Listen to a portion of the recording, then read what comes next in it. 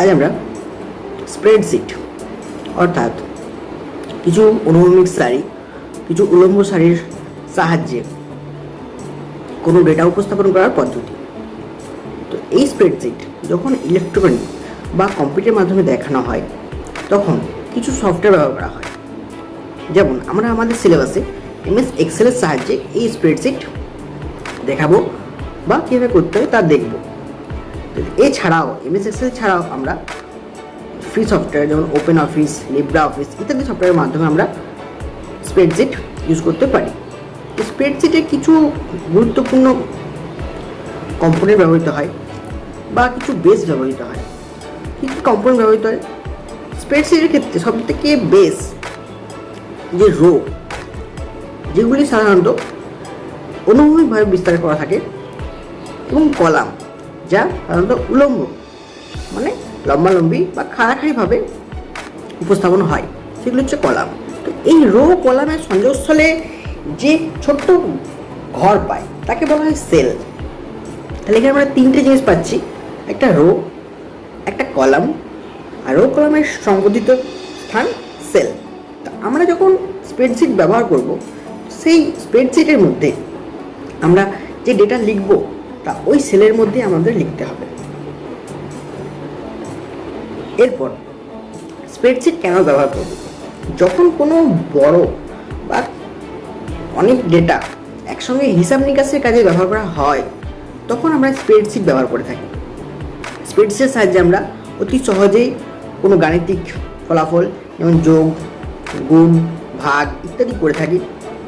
এছাড়াও এখানে আমরা ডেটা ফিল্টার করে থাকতে পারি, মানে বাছাই করতে পারি। এছাড়াও ডেটা সর্ট করতে পারি। তো এইগুলি বিভিন্ন সুবিধা স্প্রেডশিট ব্যবহারের মাধ্যমে। তো স্প্রেডশিটের মধ্যে কী সুবিধা পেলাম আমরা? ফিল্টার, ডেটা সর্টিং, আর কোনো বড় ডেটার ক্ষেত্রে আমরা সেগুলি গাণিতিক যে সমস্যা হয় বা গাণিতিক যে যোগফল বা গুণ, ভাগ ইত্যাদি করতে হয় তা আমরা এখানে করে থাকতে পারবো। তাহলে আমরা এবার দেখে নেব যে প্র্যাকটিক্যালি স্প্রেডশিটের উইন্ডোটি কীরকম এবং সেখানে আমরা কীভাবে কাজ করব।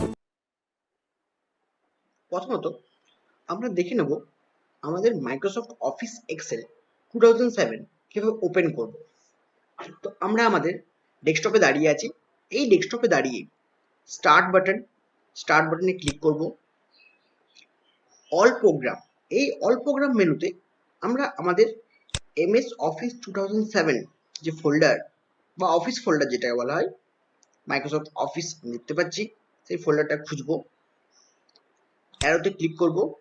আমি দেখতে পাচ্ছি আমার অফিসের সম্বন্ধে যত অ্যাপ্লিকেশন আমরা এখানে দেখতে পাচ্ছি। এখানে আমরা খুলবো Microsoft Office Excel 2007, Microsoft Office Excel 2007 click করলাম। এক্সেলটা এখানে মিনিমাইজ উইন্ডোতে ওপেন হয়েছে। যদি এটা ফুল স্ক্রিন করতে হয় তাহলে প্রথমে আমাদের লেফট হ্যান্ড সাইডে ওপরে ক্লোজ বাটন, ম্যাক্সিমাইজ আর মিনিমাইজ বাটন আর মিনিমাইজ বাটন, ম্যাক্সিমাইজ বাটন আর মিনিমাইজ বাটন। ম্যাক্সিমাইজ করবো, তাহলে এটি ফুল স্ক্রিন বরাবর আমি উইন্ডোটি দেখতে পাবো। তো এই হচ্ছে আমাদের স্প্রেডশিট উইন্ডো। এই স্প্রেডশিট উইন্ডোর কোন পোর্শনটার কি নাম সেটা আমরা জানবো বা দেখে নেব। তো সর্ব ওপরে যে অংশ দেখতে পাচ্ছি, এই পুরো অংশটিকে বলা হয় টাইটেল বার, যেখানে মিডল পোর্শন দেখতে পাচ্ছি বুক 1। যেহেতু এই স্প্রেডশিটটি এখন আমাদের সেভ নেই, তো সিস্টেম থেকে প্রদত্ত ডিফল্ট নেম বুক 1।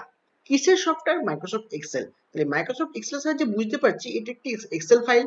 বুক 1 সাহায্যে বুঝতে পারা যাচ্ছে এটি ফাইলটি এখনো সেভ করা হয়নি। এর লেফট হ্যান্ড সাইডে এই তিনটি বাটন উইন্ডোর জন্য সবসময় বর্তমান থাকে, একটি ক্লোজ, একটা ম্যাক্সিমাইজ, একটি মিনিমাইজ। আমাদের রাইট হ্যান্ড সাইডে এটাকে বলা হয় কুইক বার বা শর্টকাট বার, যেখান থেকে আমরা ডকুমেন্টটি নর্মালি সেভ করতে পারি। এটি হচ্ছে রিডু বা আন্ডু। এটি হচ্ছে রিডু। আন্ডু বলতে যদি কিছু কাজ হয়ে থাকে, সেটি ভুলবশত হয়েছে, সেটাকে আগের অবস্থানে ফিরে আসতে আমরা আন্ডু করি। কোনো কিছু আন্ডু করার পর সেটা যদি পুনরায় ফিরে পেতে চাই তখন আমরা রিডু করে থাকি। এখন দুটো বাটনই ইনঅ্যাক্টিভ দেখতে পাচ্ছি, কারণ কি? আমরা এখন স্প্রেডশিটে কিছু কাজ করিনি। এর ঠিক পাশে একটা অফিস সাইনের বাটন দেখতে পাই, দেখুন কার্সার নিচে দেখতে পাচ্ছি এটা একটা অফিস বাটন। নর্মালি যখন আমাদের এমএস এক্সেল বা এমএস অফিসের সিস্টেম রিবন বেস ছিল না, এই যে টাইটেল বারের নিচে যে অপশন দেবে সেটাকে আমরা রিবন বলা হয়, রিবন অপশন ছিল না, অনলি মেনু ছিল, তখন আমাদের এই বাটনটার নাম ছিল ফাইল বাটন। তো এই বাটনটাকে আমরা অফিস বাটন বা ফাইল বাটন বলতে পারবো। এর ঠিক পাশে দেখতে পাচ্ছি home, insert, page layout, formula, data, review, view, এক একটি রিবনের ট্যাব। এরপর হোম রিবনের মধ্যে কিছু সাব পার্ট থাকে, clipboard, font, alignment, number, style, cells, editing. তো এইগুলো এক একটাকে বলা হয় কমান্ড গ্রুপ বা কমান্ড বাটন। তো ক্লিপবোর্ড একটা কমান্ড গ্রুপ, ফন্ট একটা কমান্ড গ্রুপ, অ্যালাইনমেন্ট একটা কমান্ড গ্রুপ। একইভাবে ইনসার্টেও দেখতে পাবো সেম কিছু কমান্ড গ্রুপ আছে, পেজ লেআউট দেখতে পাচ্ছি। তো এইভাবে প্রতিটি ট্যাবের মধ্যে, রিবনের প্রতিটি ট্যাবের মধ্যে আমি সেম কমান্ড গ্রুপ দেখতে পাবো। তো এই ফুল পোর্শনটাকে বলা হয় রিবন। এর ঠিক নিচে দেখতে পাচ্ছি A1, এটিকে বলা হয় নেম বক্স।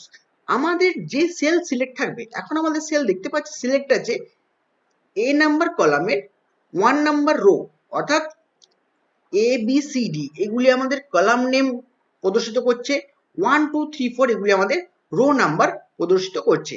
তো এই নেম বক্সের মাধ্যমে যে সেল সিলেক্ট থাকবে সেই সেলের অ্যাড্রেসটি আমাদের নেম বক্সে প্রদর্শিত হবে। তো আমরা যেটা দেখছিলাম নেম বক্স বা নেম বার, এটা হচ্ছে নেম বক্স বা নেম বার, যেখানে আমাদের সেলের মধ্যে কোন সেলের মধ্যে দাঁড়িয়ে আছি সেই সেলের অ্যাড্রেস আমাদের এখানে দেখতে পাবো।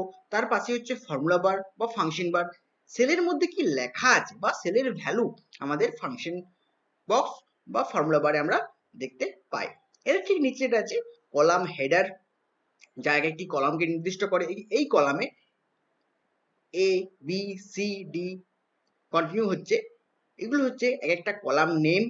আর ঠিক তার পাশে মানে রাইট হ্যান্ড সাইডে 1 2 3 4 করে দেখতে পাচ্ছি, এগুলো হচ্ছে এক একটা রো নাম্বার।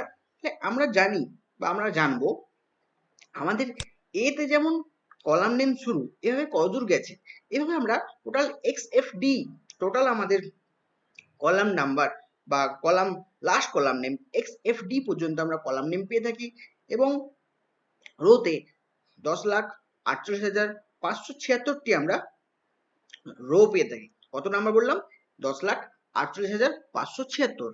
আর কলাম সংখ্যা হচ্ছে 16,384, 16,384 হচ্ছে কলাম নাম্বার।